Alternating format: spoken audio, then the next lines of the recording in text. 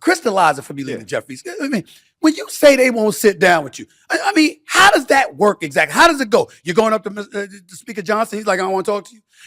You're looking for others, and you're saying they're ignoring you. They're ignoring the minority leader in the House. I mean, when you say they won't sit down and talk to you, crystallize, paint a picture for us about how that looks and how that works in the nation's capital. How you can't get people to sit down when you're the Democratic leader of the House.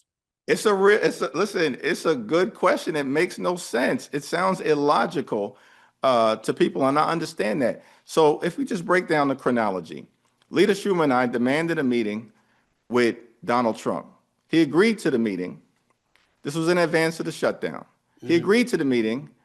Then he canceled the meeting.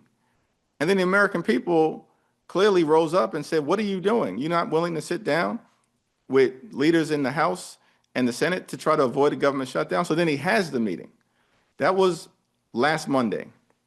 Now, what have we seen from my Republican colleagues subsequent to that?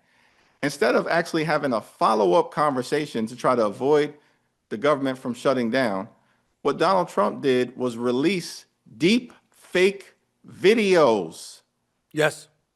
To try to manipulate what was discussed in that meeting and lie to the American people. Then he went on the golf course.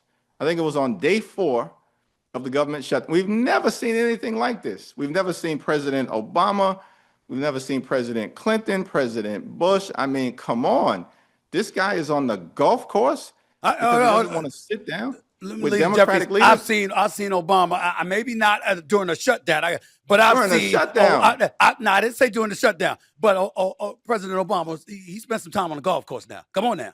That's true. Yeah, every president has. Yes, but not Clinton, in the middle of a government shutdown. That's correct. Lastly, I will just say, I'm giving the chronology, which you appropriately asked for. Republicans canceled votes in the House last week. We were supposed to be in Washington voting. How do you cancel votes in advance of the government shutting down? We've never seen anything like this.